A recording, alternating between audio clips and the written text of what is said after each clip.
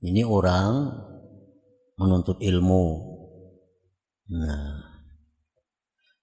lalu kawan-kawan dekatnya itu menjauh lawan inya. Kada suka lagi. Anak bini aja kada suka lagi. Nah, ini artinya Allah menghendaki kita ini jinak lawan Allah aja. Nah, bila Allah sudah menghendaki kita ini jinak dengan Allah, Allah sibukkan kita dengan berkhidmat kepada Allah. Baca wirid ini, baca wirid ini, laksanakan sembahyang ini. Nah, sehingga bila sudah penuh hatinya dengan zikir, sudah bisa musyahadah, maka orang ini dikembalikan Allah lagi kepada makhluk. Orang ini menjadi rahmat bagi makhluk. Karena dia sudah kuat dengan zikirnya, dengan musyahadahnya, sehingga dia kada terpengaruh lagi dengan makhluk, bahkan makhluk yang terpengaruh dengan dia.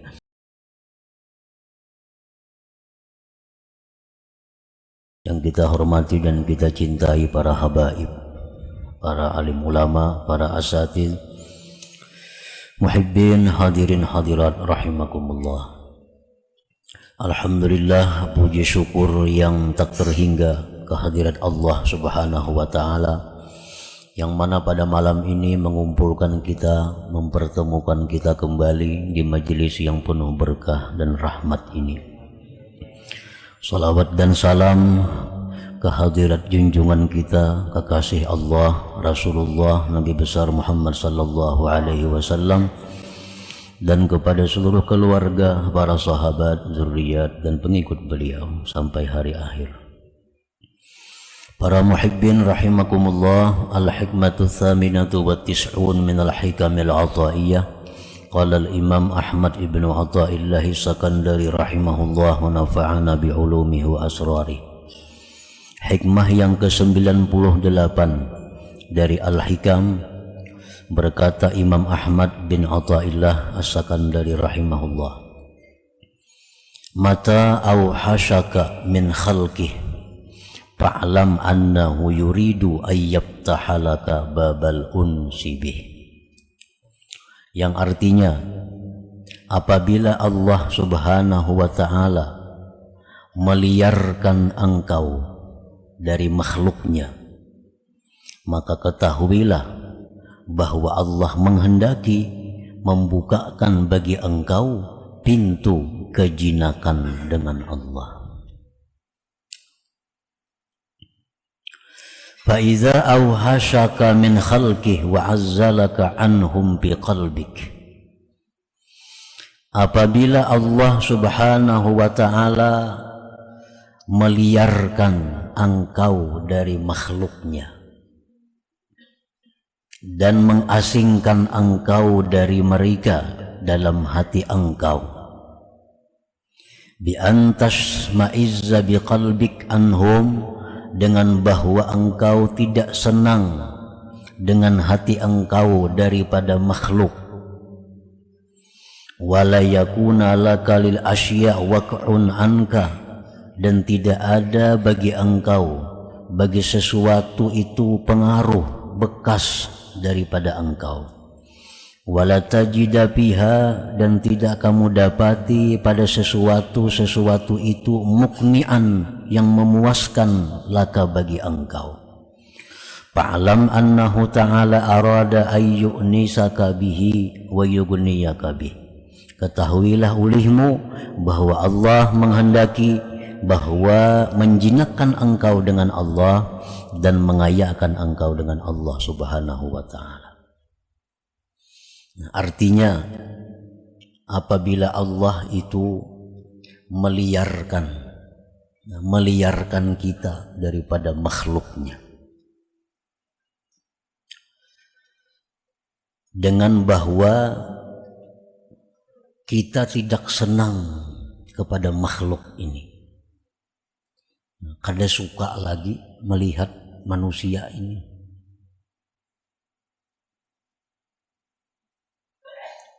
dan merasa bahwa manusia-manusia ini tidak ada lagi yang menyenangkan hatinya.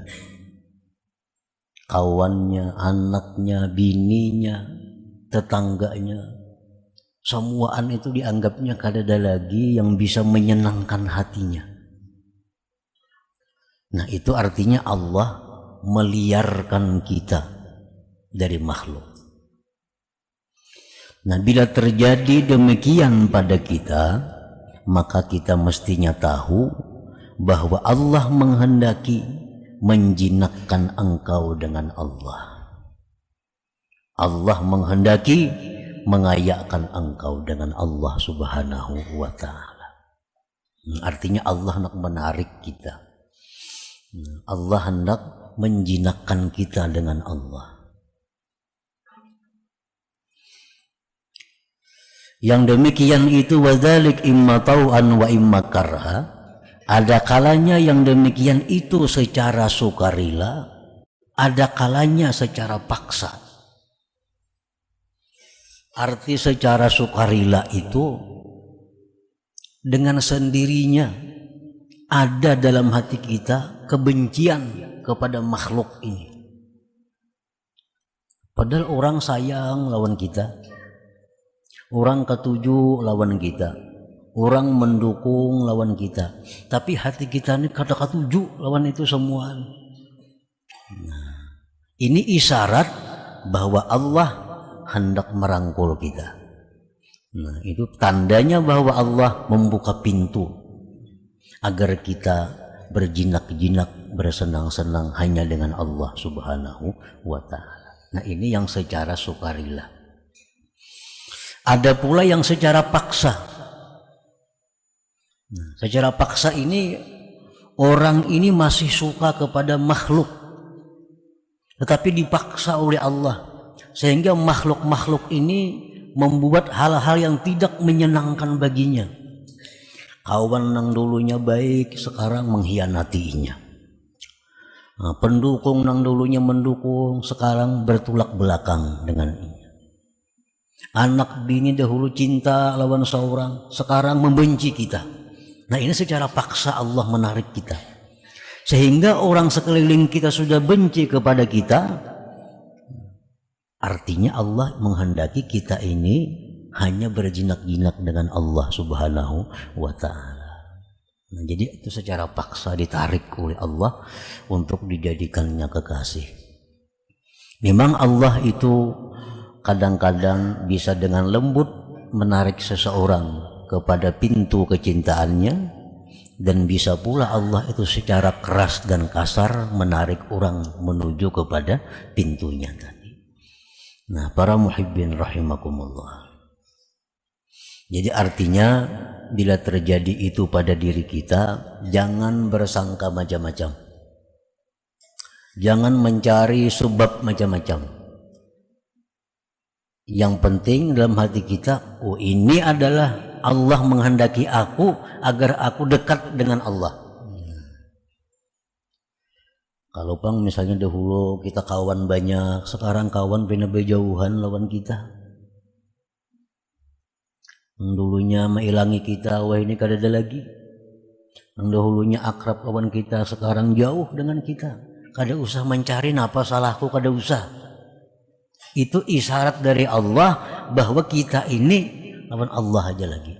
Nah, itu artinya. Hadhihi sunnatullah idza arada ay yu'nisa 'abdah bi dzikri aw hashahu min khalqi wa shaghalahu bi khidmatih hatta idza imtala'a qalbuhu bi anwari dzikri wastanar wa tamakkana min musyahadatihi ta'ala raddahu ilaihim rahmatan lahum li'annahu hina idzin qawiyyun makin la yataghayyaru bihim bal yataghayyaruna bih. Inilah sudah sunnah Allah. Apabila Allah itu menghendaki menjinakkan hambanya dengan zikir, Allah liarkan hamba itu dari makhluk. Allah sibukkan hamba itu dengan berkhidmat kepada Allah. Sehingga bila mana penuh hatinya dengan cahaya zikir dan terang, dan dia sudah bisa musyahadah kepada Allah, Allah kembalikan dia kepada makhluk menjadi rahmat bagi mereka, karena dia ketika itu sudah kuat kukuh, tidak berubah lagi dengan makhluk, bahkan makhluk yang berubah dengan dia.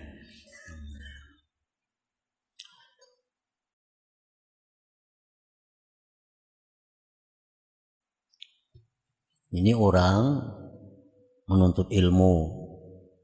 Nah, lalu kawan-kawan dekatnya itu menjauh lawan inya. Kada suka lagi. Anak bini aja kada suka lagi. Nah, ini artinya Allah menghendaki kita ini jinak lawan Allah aja.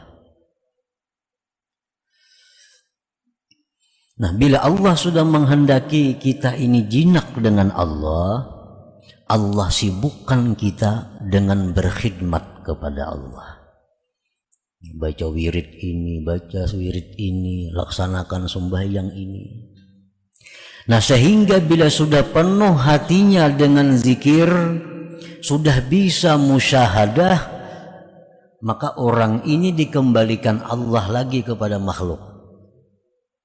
Orang ini menjadi rahmat bagi makhluk karena dia sudah kuat dengan zikirnya, dengan musyahadahnya, sehingga dia kada terpengaruh lagi dengan makhluk, bahkan makhluk yang terpengaruh dengan dia. Misaluhu kafatilatin ash'altaha fama damat da'ifatan sagirah la budda an tahfadhaha min hububir rih wa tazhabu biha ilal mawadi'il khafiyah fa idza 'azumat naruha washtaddat tamshi biha ila ayyi mawdi'in turid fa idza habbatir rih ta'azamat naruha. Ini contohnya supaya kita mengerti lebih jelas. Seperti api. Nah, sumbu dilikit api. Kan halus tuh sumbu tuh. Apinya kulup-kulup. Nah, api yang kulup-kulup ini lemah nih. Itu pasti dijaga, pasti kita jaga jangan sampai ditiup oleh angin. Ini pajah ditiup angin nih. Lalu kita cari tempat-tempat aman yang tersembunyi supaya jangan kena angin. Nah, bawa ke tempat yang tersembunyi supaya jangan kena tiupan angin, sehingga api ini jadi kuat. Nah, bila api ini sudah besar, sudah ganal api ini nih, bawa aja kemana lagi? Pada pajah lagi nya, makin bertiup angin makin barau. Nah, artinya kayak itu. Nah, kayak itulah manusia yang belum bisa musyahadah dengan Allah, hatinya belum penuh dengan zikir kepada Allah. Bila Allah menyayangi orang ini, Allah tarik, Allah didik. Orang-orang pada membenci lawan inya, menyembati macam-macam lawan inya. Pada Allah menyembunyikan ini orang untuk memperkuat.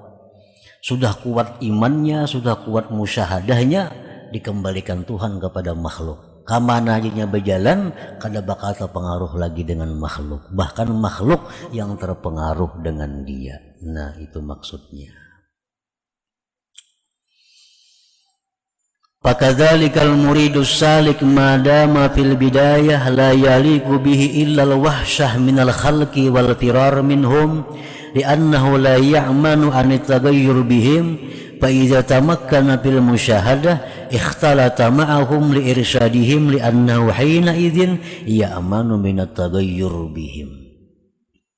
Nah, demikian halnya seorang murid salik, orang yang hendak dekat dengan Allah, orang yang hendak makrifat lawan Allah, orang yang hendak jadi kekasih Allah.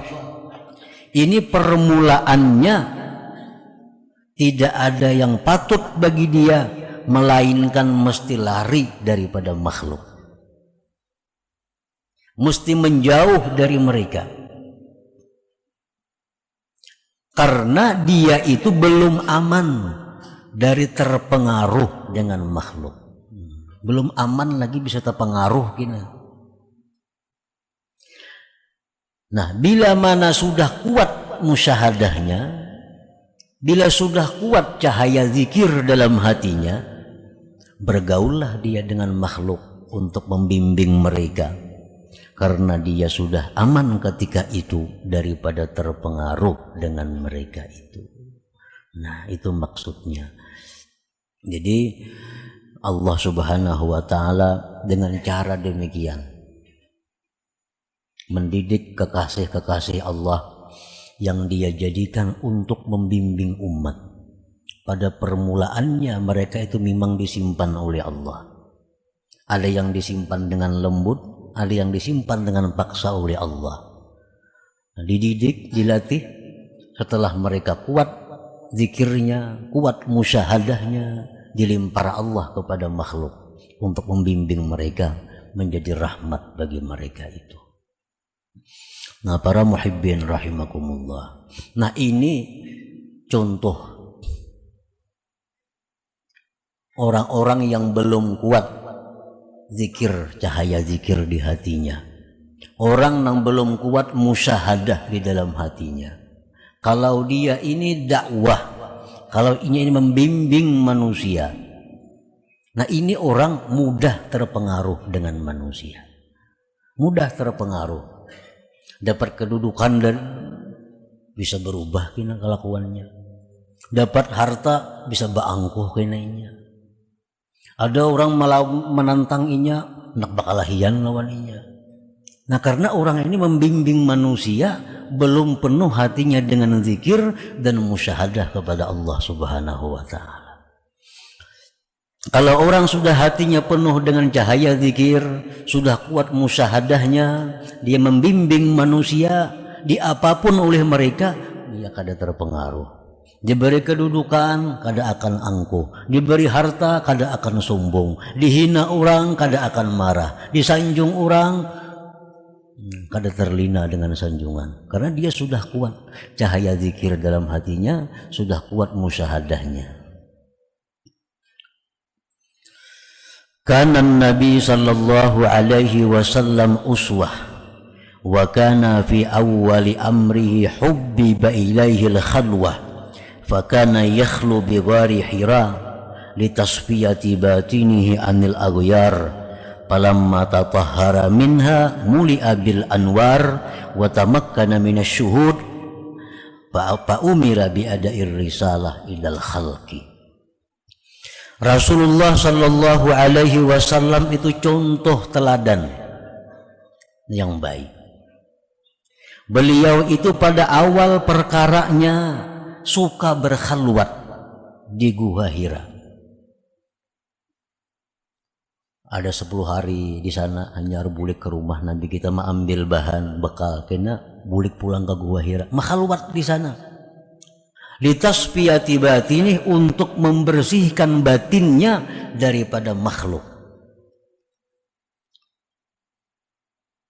Manakala batin beliau sudah bersih daripada makhluk, dipenuhi dengan cahaya dan sudah kuat musyahadah beliau, diperintahkan beliau menyebarkan risalah kepada makhluk.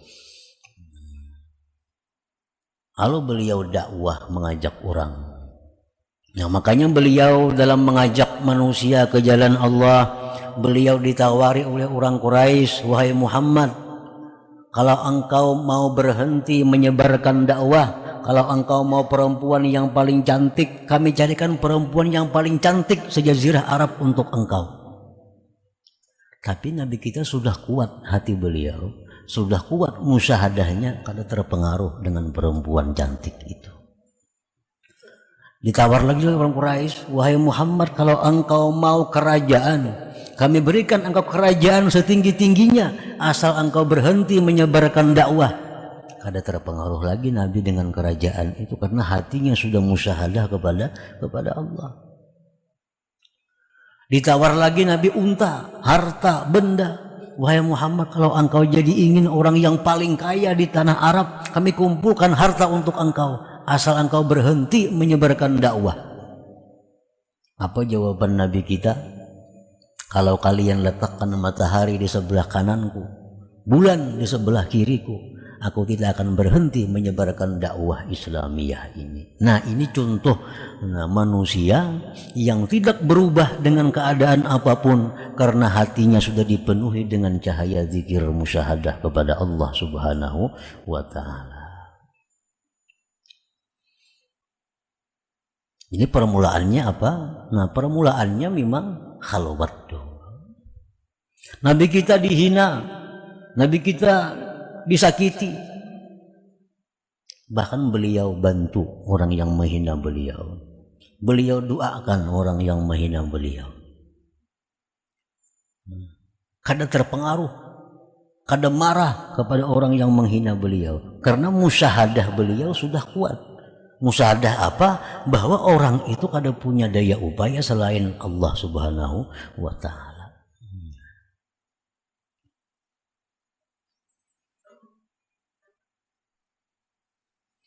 Apakadzalikal 'arifun al-mursyidun yafirruna awwalan minan nas hatta yahsula lahum minhumul iyas summa yarudduhumullah ilaihim fayantafi'u bihimul ibad wa tahya biwujudihimul bilad. Demikian pula orang-orang arifin yang membimbing makhluk. Mereka itu pada awalnya lari dari manusia agar mereka tidak ada tergantung dengan manusia. Nah, mereka menjauh dari manusia. Ada yang menjauh jasad dan rohnya, ada yang menjauh hanya rohnya. Tujuan menjauh apa? Agar hati mereka itu jangan sampai ada ketergantungan kepada siapapun selain Allah Subhanahu wa ta'ala. Nah, sudah mereka itu kuat cahaya zikirnya, kuat musyahadahnya, kada tergantung kepada siapapun dari makhluknya, Allah kembalikan mereka itu kepada makhluk. Allah limpar lagi mereka kepada makhluk. Fayantafi'u bihimul ibad, maka manusia pun bisa mengambil manfaat dengan mereka itu, dan hiduplah dengan sebab adanya mereka itu negeri-negeri, kota-kota, kampung-kampung. Nah, ini ala arifun al-mursyidun. Nang kada terpengaruh dakwahnya, kada terpengaruh gaya hidupnya, kada terpengaruh akhlaknya daripada hal-hal keduniaan, baik itu harta, baik itu jabatan atau apapun.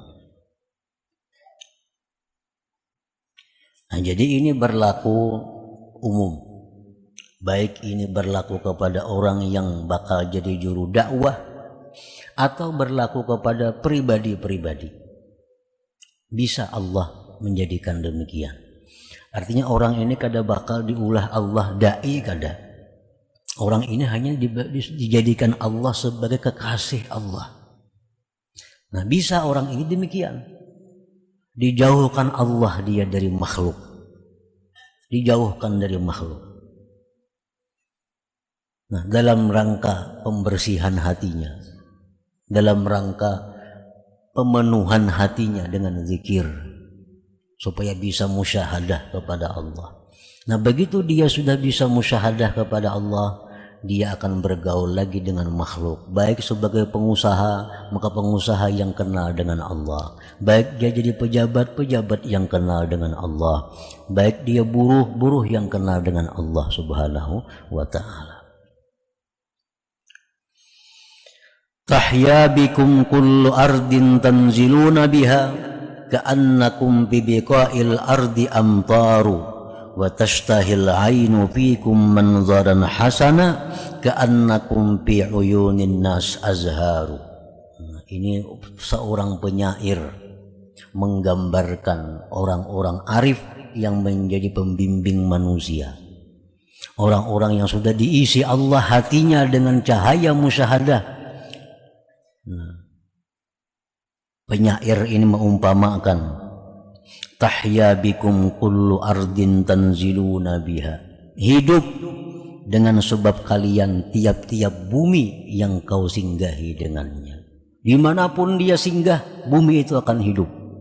Di hutan belantara pun dia singgah, hutan belantara jadi kota. Ka'annakum bi biqa'il ardi amtaru, seolah-olah kalian itu hujan yang membasahi permukaan bumi. Dan rindu oleh mata-mata manusia memandang kamu, seolah-olah kamu itu di mata manusia seperti bunga yang indah. Nah, ini contoh perbandingan orang-orang arif, orang-orang yang sudah hatinya penuh dengan musyahadah. Mereka berdakwah kepada Allah Subhanahu wa ta'ala. Mereka akan menjadi rahmat bagi setiap hamba Allah, bukan menjadi masalah bagi hamba Allah. Nah, para muhibbin rahimakumullah. Jadi akhir kesimpulan daripada hikmah yang ke-98 ini, bahwa apabila Allah merubah keadaan kita dengan makhluk, maka itu pertanda Allah sayang kepada kita.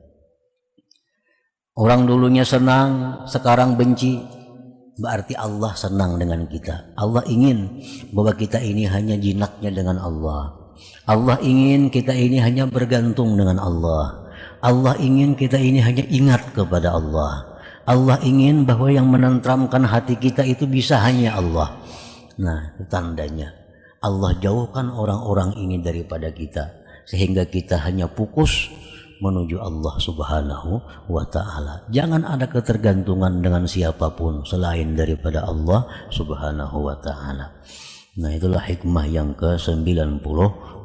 Mata atlaka lisanaka bittalabi fa'lam annahu yuridu ayyu'tiyak.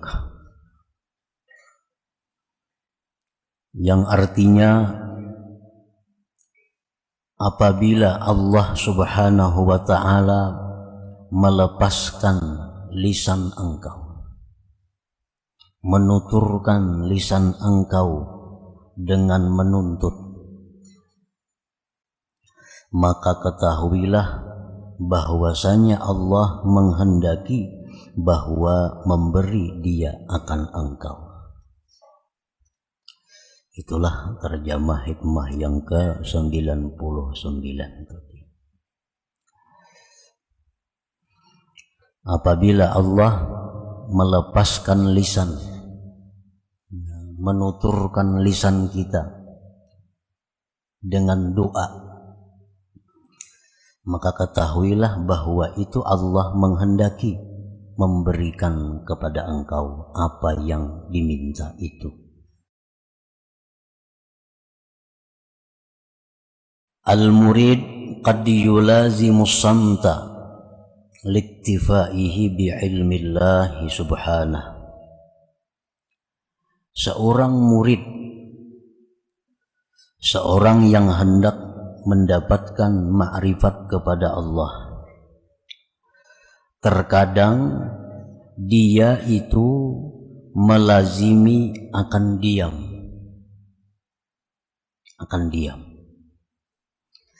karena sudah merasa cukup dia dengan ilmu Allah Subhanahu wa ta'ala. Terkadang seseorang itu, seorang murid tadi, dia berdiam apapun keadaan yang dihadapinya, apapun kesengsaraan yang dialaminya, diam karena dia sudah cukup dengan pengetahuan Allah. Kada perlu lagi minta kepada Allah karena Allah sudah tahu. Jadi kadang-kadang seorang murid itu dalam keadaan demikian, apapun yang menimpanya, dia hanya diam karena sudah merasa cukup, Allah sudah tahu dengannya. Nah, seperti yang dikatakan oleh Al-Habib Abdullah Al-Haddad, qad kafani ilmu rabbi min su'ali wa ikhtiyari. Qad kafani ilmu rabbi min su'ali wa ikhtiyari. Jadi cukup akan daku oleh ilmu Tuhanku daripada permintaanku dan usahaku. Ada perlu lagi minta. Tuhan tahu aja sudah yang kau perlukan ini apa.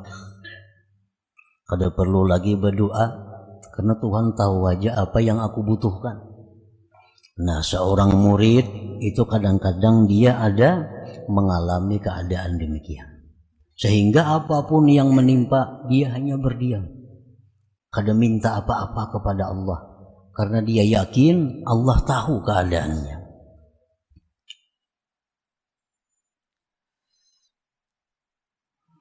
Pamata atlaqallahu lisanahu bid-du'a bi syai'in tajalla fi qalbihi falya'lam anna Allah ta'ala arada an yu'tiyahu ma talaba minhu.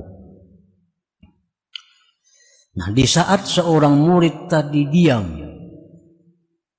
kada berdoa kepada Allah, padahal macam-macam masalah yang dihadapinya. Di saat dia diam itu, kenapa dalam hatinya ada muncul keinginan untuk berdoa? Dan lisannya pun terlintas doa. Maka itu pertanda bahwa Allah akan memberi apa yang dia minta itu kepada Allah Subhanahu wa ta'ala.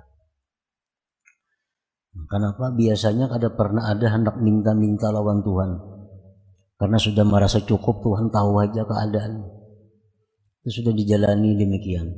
Kenapa hari itu dalam hatinya ada keinginan hendak berdoa?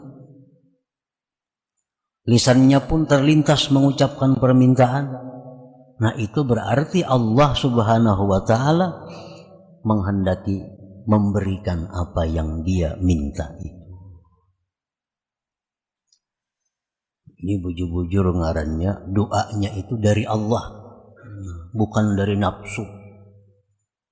Nah, bila doa itu memang datangnya dari Allah, lalu terlintas di hatinya, lisannya menuturkan apa yang di hatinya, maka itu Allah akan mengabulkan.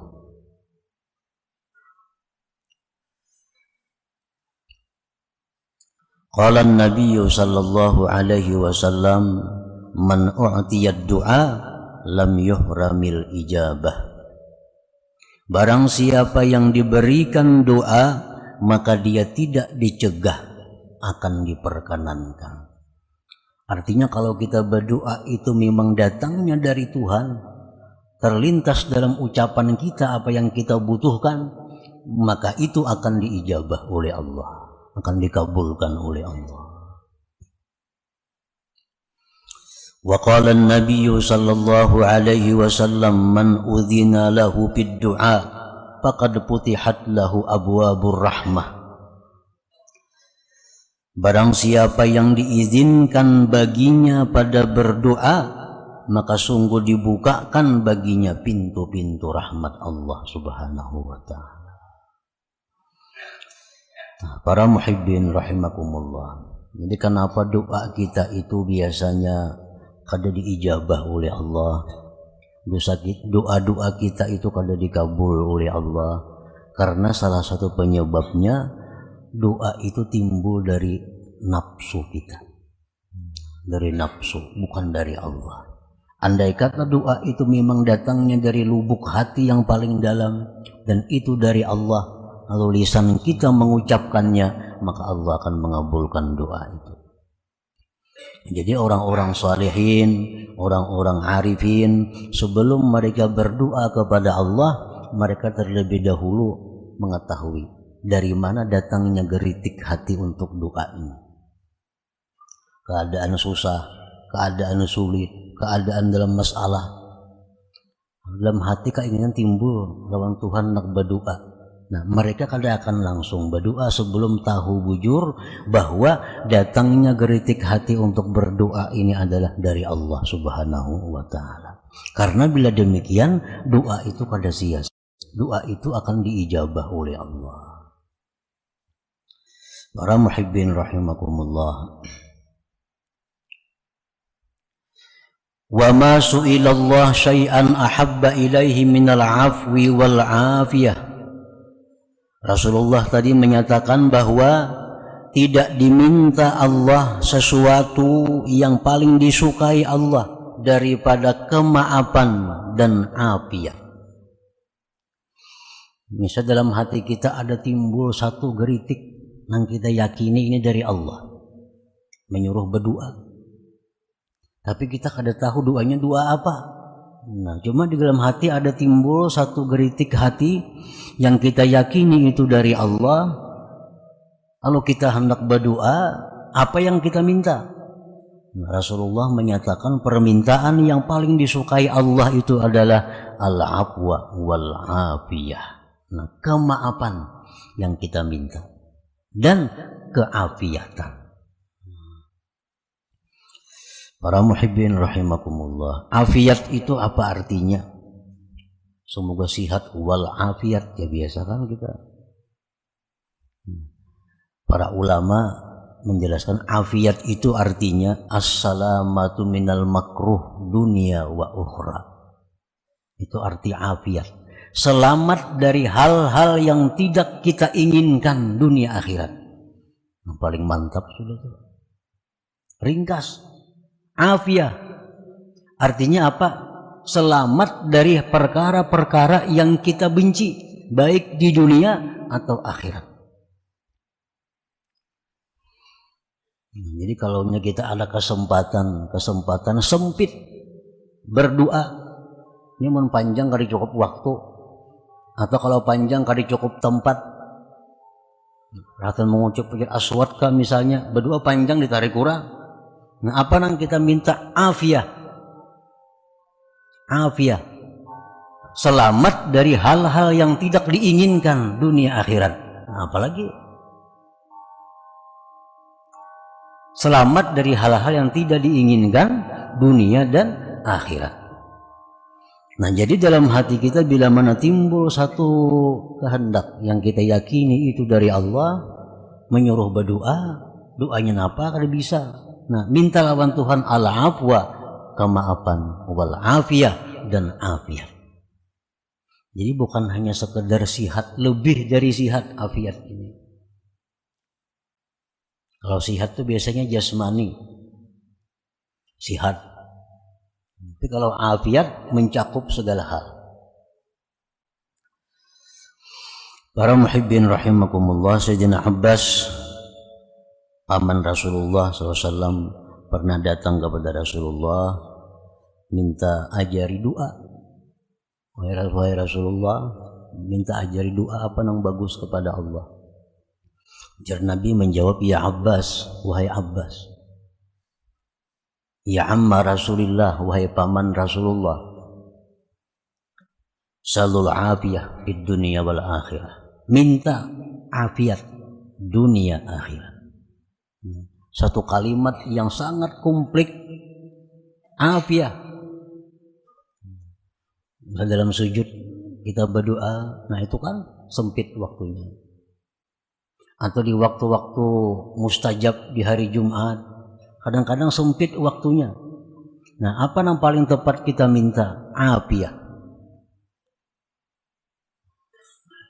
Selamat dari hal-hal yang tidak diinginkan. Rasulullah SAW bersabda kepada seorang laki-laki, fa iza u'tita al-'afiyah fid dunya wa u'titaha fil akhirah faqad aflahta. Ujar Nabi, wahai laki-laki, bila engkau diberi Allah afiat di dunia, afiat di akhirat, maka engkau orang yang beruntung sudah. Orang beruntung.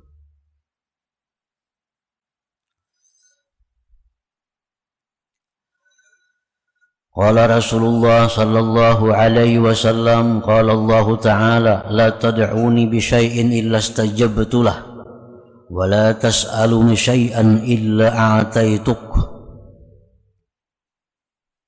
Ini orang yang berdoa, yang doanya itu dari Allah, bukan dari nafsu, bukan dari setan.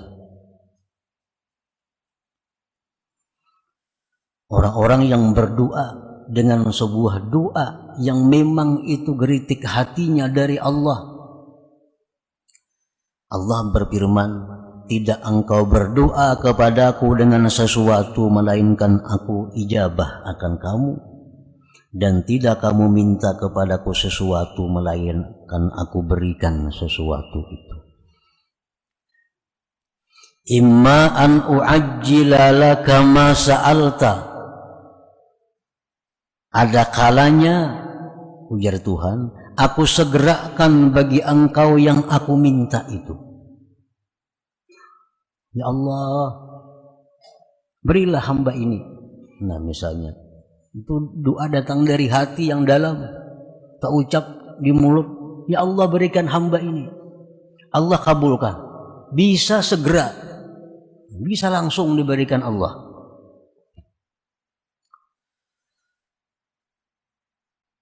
Wa imma an addakhira laka indi afdala minhu. Ujar Tuhan, bisa juga aku simpan bagi engkau di sisiku yang lebih baik daripada itu. Bisa kada disegerakan Tuhan di dunia, tapi di akhirat disimpan oleh Allah. Nah, para muhibbin rahimakumullah, jadi kalau kita melihat di akhirat itu balasan doa-doa yang tidak terkabulkan di dunia, maka manusia-manusia mencita-cita andai kata doanya itu semuanya kada dikabulkan oleh Allah. Nah, kita ini berdoa nih kawan Tuhan hari-hari, kada pernah kabul, padahal bujur-bujur berdoa sudah, bujur-bujur berdoa. Ada sambil menangis berdoa, kada kabul juga. Nah, itu kemungkinan tadi bisa disimpan oleh Allah karena di akhirat. Biar Tuhan, nah ini gedung ini gantian doa ikam nang hari anu tuh kada ku kabulakan, ini gantiannya. Ini nah 10 bidadari ini ikam berdoa kada kabul, doa bebini gantikan bidadari di surga. Jadi orang-orang akhirat ini jakanya tuh aku tuh kada kabul semuaan di dunia dulu, engka ini gantiannya melihat. Nah, wa imma an addakhira laka indi afdala minhu, dan ada kalanya bahwa aku simpan bagi engkau di sisiku yang lebih afdal daripada itu. Jadi doa tuh kada ada ruginya. Bisa disegerakan Allah di dunia, bisa pula disimpan yang lebih baik daripada itu. Wa imma an adfa'a anka bihi minal bala ma huwa a'zam min zalik, dan ada kalanya ujar Tuhan bahwa aku tolak daripada engkau dengan sebab doa itu daripada bala yang lebih besar dari demikian itu. Jadi ada 3 kemungkinan. Ini hadis kudusi. Hadis kudusi. Bisa aku segerakan apa yang kamu minta dalam dunia, bisa aku simpan di akhirat lebih baik dari yang kau minta, bisa pula aku ganti dengan penolakan bala yang semestinya menimpa engkau. Hari ini kita menurut takdirnya nih dapat bala nang besar balanya, yang kita kada tahu pada bakal dapat bala hari ini. Subuh kita berdoa, ya Allah berikanlah hamba rezeki yang luas pada hari ini. Nah hari ini kada sing dapatan rezeki, kada sing dapatan rezeki, berdagang kada saling payuan. Tapi diganti Allah mestinya kena bala tengah hari tadi kada jadi. Bujur berdagang kada payu, cuma bala kada ada, jakanya ada bisa rugi pada rezeki ini tuh. Nah, jadi ini Allah Subhanahu wa Ta'ala mengajarkan kepada kita agar kita gemar berdoa, satu. Yang kedua, husnuzan lawan Tuhan. Jangan aku kada kabul, jangan kada kabul, jangan kada kabul. Kada kabul itu mun benapsu berdoa itu memang kada kabul. Tapi kalau dari Allah, dari hati yang paling dalam, doa kita dikabulkan oleh Allah.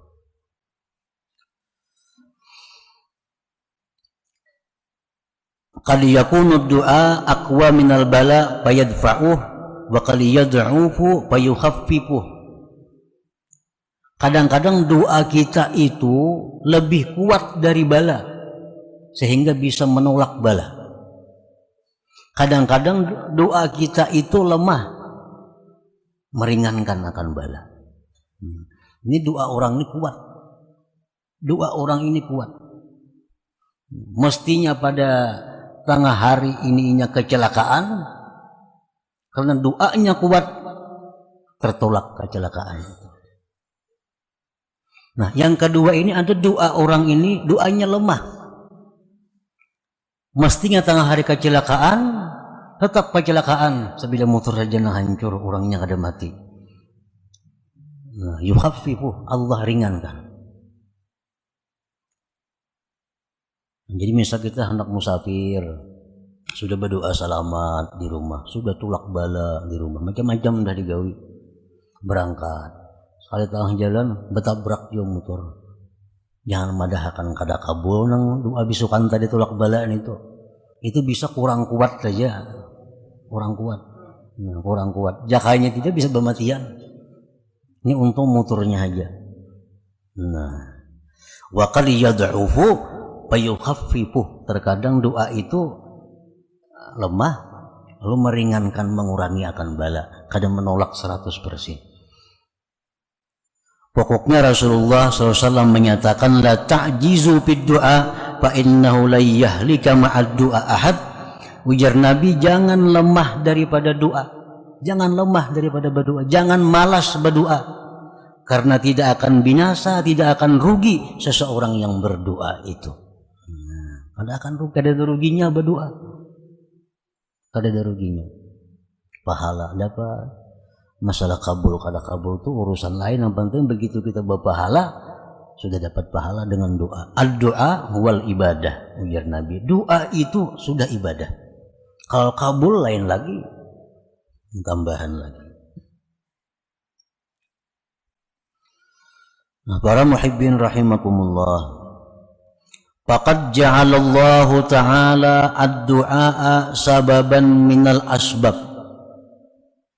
Fa idza arada ay yunjiza lil 'abdi ma sabaqa lahu minal masyiah fataha lahu babad du'a. Sungguh menjadikan Allah Subhanahu wa ta'ala doa itu sebab dari macam-macam sebab.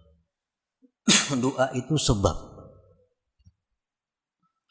Maka apabila Allah menghendaki meluluskan bagi seorang hamba yang terdahulu daripada takdirnya, Allah bukakan bagi itu hamba untuk berdoa kepada Allah.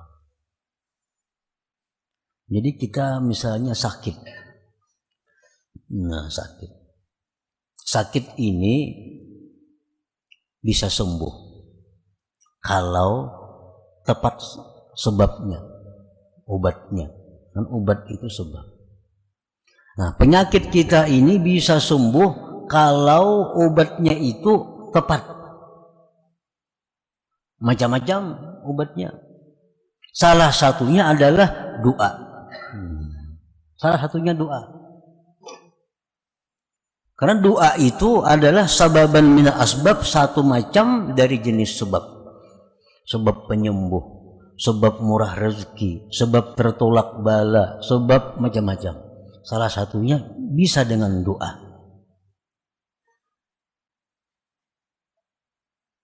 Kal harthi, seperti bercucuk tanam, kita bahuma, itu sebab untuk menghasilkan baras. Wadawa, obat, satu sebab untuk menyembuhkan penyakit. Nah, doa pun sebab juga. Makin banyak sebab yang kita cari, makin banyak harapan untuk mendapatkan yang kita maksud itu. Jadi misalnya kita garing obat, ya obat juga, obat dokter jalan, obat kampung jalan, herbal jalan, doa jalan. Nah, banyak harapan sembuhnya tuh, karena banyak sebab.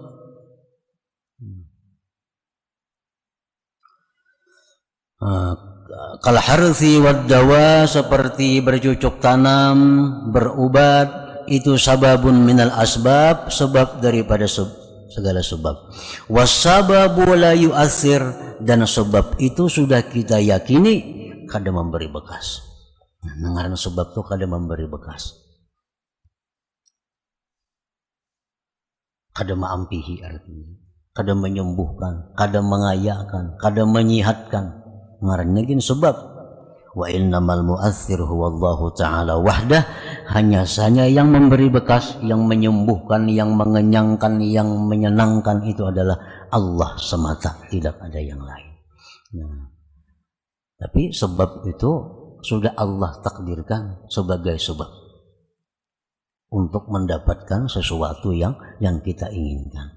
Segala sesuatu pasti ada sebab. Ujar Tuhan itu dalam Quran. Maka ja'alna likulli syai'in sababa. Kami jadikan tiap-tiap sesuatu itu pasti ada sebabnya. Cuma kadang-kadang kita kada tahu sebabnya itu apa. Kadang-kadang kita tahu sebabnya ini, kadang-kadang kada. Sakit kepala kita misalnya, sakit kepala, berobat kada, berdoa kada, berminyak angin kada, hilang sakit kepala. Nah, jangan dikatakan itu kada bersebab. Itu ada sebabnya, cuma kita kada tahu apa sebabnya. Karena Allah sudah menyatakan bahwa segala sesuatu itu ada sebabnya. Cuma ada yang kita tahu, ada yang kita kada tahu sebabnya itu. فَإِذَا دَعَوْتَ اللَّهَ تَعَالَى فَادْعُوهُ إِظْهَارًا لِلْفَاقَةِ وَالْعُبُودِيَّةِ لَا تَمَعًا لِمَا لَمْ يَحْصُلْ. Ini tanda orang yang berdoa memang dari Allah, bukan dari nafsu. Bila engkau berdoa kepada Allah Subhanahu wa ta'ala, maka berdoalah kamu semata-mata hanya untuk menampakkan kefakiran engkau dan kehambaan engkau kepada Allah Subhanahu wa ta'ala, bukan mengingini apa yang belum hasil itu. Kalau kita nafsu kita berdoa nih, tapi dengan nafsu kita pasti hendak lakas apa yang kita minta itu. Nah, ini pertanda bahwa itu sudah doa nafsu. Tapi kalau kita berdoa itu datangnya dari Allah dan karena Allah, kita berdoa itu bukan untuk mengingini apa yang kita ingini, tetapi berdoa itu hanya adalah untuk menampakkan bahwasanya kita ini sangat berhajat kepada Allah Subhanahu wa ta'ala, sangat perlu kepada Allah ta'ala. Nah, itu perbedaan doa antara doa yang dari nafsu, doa yang dari Allah. Orang yang berdoa dengan nafsu begitu semangat untuk menghasilkan apa yang dia inginkan. Nah, kalau orang berdoa dengan Allah itu, orang berdoa yang mana berasal dari Allah itu, dia berdoa bukan ingin menghasilkan apa yang diinginkan, tapi dia berdoa itu hanya untuk menampakkan kefakirannya, menampakkan keberhajatannya, menampakkan ketergantungannya kepada Allah Subhanahu wa ta'ala.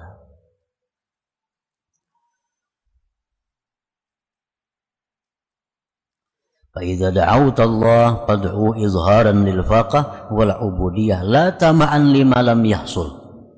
Jadinya berdoa bukan supaya hendak dapat, itu ada. Yang penting, yang utama inya berdoa itu hanya menampakkan kepada Allah bahwa dia itu perlu kepada Allah, bahwa dia sangat tergantung kepada Allah, sangat berpegang kepada Allah. Nah, itu makanya doa itu tadi ibadah. Makanya doa itu ibadah karena itu. Karena merasa diri ini lemah, minta tolong kepada Allah. Diri ini lalu kada badaya upaya, lalu minta tolong kepada Allah. Nah, itu nang maulah doa tadi adalah paling abdal ibadah. Ada perasaan seperti itu. Jadi silahkan kita berdoa dengan doa-doa yang diajarkan Rasulullah, diajarkan Al-Quran, doa-doa yang diajarkan para ulama. Baca doa, tapi dalam hati kita adalah berdoa ini semata-mata hanya untuk menampakkan diri kita berhajat kepada Allah, bukan untuk mendapati apa yang ada di doa itu. Dan itu kadang mengurangi akan kabulnya doa. Misalnya, ini banyak bisi hutang. Berdoa lawan Allah. Ya Allah, hamba banyak hutang.